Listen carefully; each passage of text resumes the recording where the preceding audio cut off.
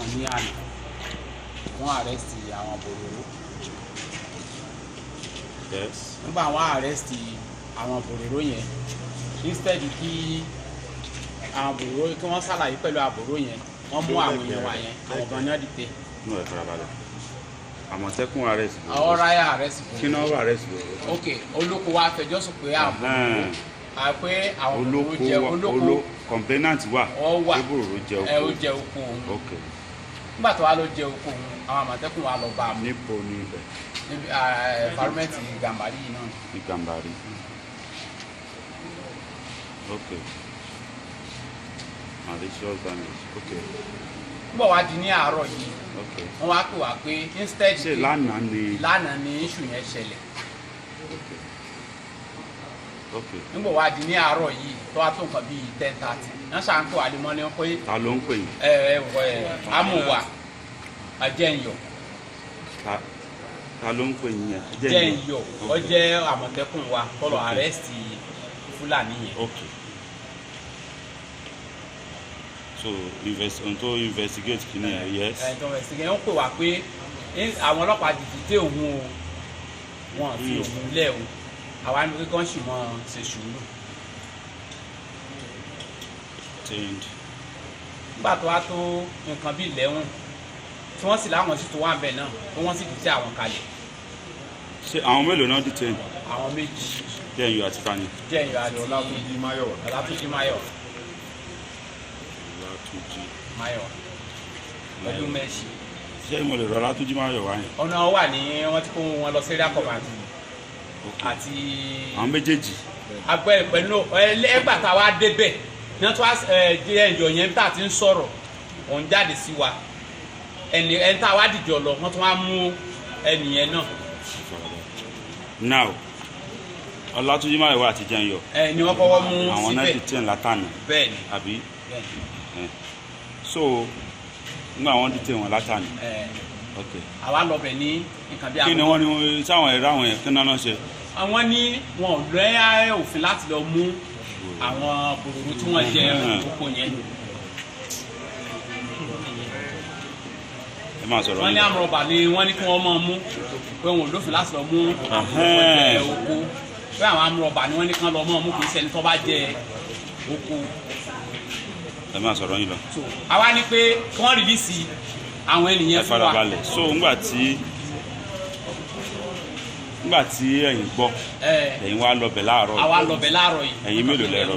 At least àtọkàn bíi méje. 7 amos àbí? Bẹ́ẹ̀ni. From where? From Surulere. From Surulere. Ok.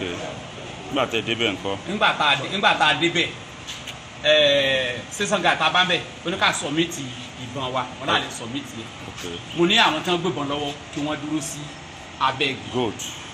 Àwọn tó gbébọn lọ́wọ́ nù yín àwọn dúró sábẹ́gi. Mo ní kàn dúró sábẹ́gi. Ok. Pé èmi fẹ́ rí DPO láti bá wọn sọ̀rọ̀.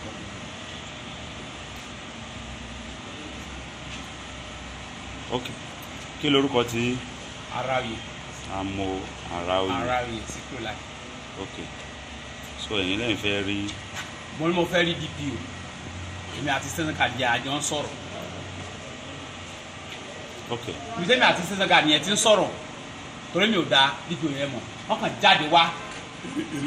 Wọ́n jáde wá láti inú ilé ni. Wọ́n láwọn gbọ́ wípé aláfẹ́ wa pa àwọn ọlọ́pàá wọ́n jábọ̀ gbà lọ́wọ́ ọlọ́pàá kan tó wà níta. So ẹ sì ń discuss pẹ̀lú. Pẹ̀lú station guard mi ti dọ̀dọ̀ DPO gan. Ok. Mo discuss pẹ̀lú station guard. Discussing with the station guard. Ok. So DPO kan dé from nowhere ó kàn wá from nowhere. wọ́n kàn já wọ́n sì já ìbọn gbà. Ok.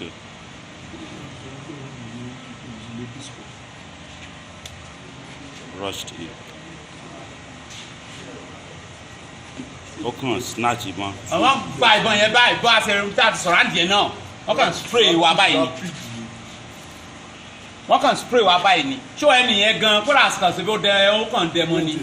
Ọ̀tá tó rí pé ẹsẹ̀ yẹn ti kán.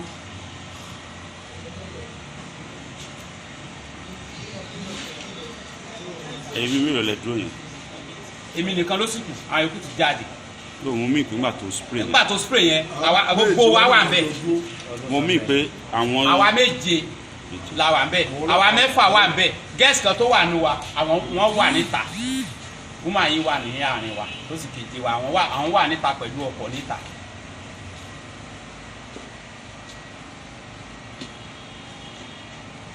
Okay. nígbà tí ó wá rí bẹ́ẹ̀ yẹn tí àwa rọ́ọ̀sì ẹnìyẹn sínú ọkọ̀ tán ni wọ́n á padà wá mú ẹnìkan sínú àwa méje tá a lọ yẹn tí wọ́n á nọ́ọ̀kì ẹ̀ pẹ̀lú màsín wa ni wọ́n á gbé wọnú station wọ́n sì gba ìbọn owó ẹnìyẹn. mt ni o kò sí nǹkan mú. wọ́n wá yẹ̀ wò wọ́n bá nǹkan kan nù ìbọn yẹn tó rà lóòdù gbogbo nǹkan tá a gbé lọ́wọ́ àlóòdù ẹ̀ gbogbo nǹkan tá a gbé lọ́wọ́ àlóòdù. zainase mú Eskaya ọ̀làrìndé Eskaya kódà kò tiẹ̀ fẹ́ toró ti oná ti escape ó ti bọ́ sí tì wọ́n fi ìbọn náà wọ́n fi mú òun náà dúró àbí tí wọ́n rìn tó 7 round wọ́n tó lé mú wọ́n tó gba ìbọn ọwọ́ ẹ̀. wọ́n pọ̀ sú ẹ̀ ní. wọ́n pọ̀ sú ẹ̀ ní ẹ̀ kì í ṣe inú station wọ́n ti mú ó ti bọ́ sí other side.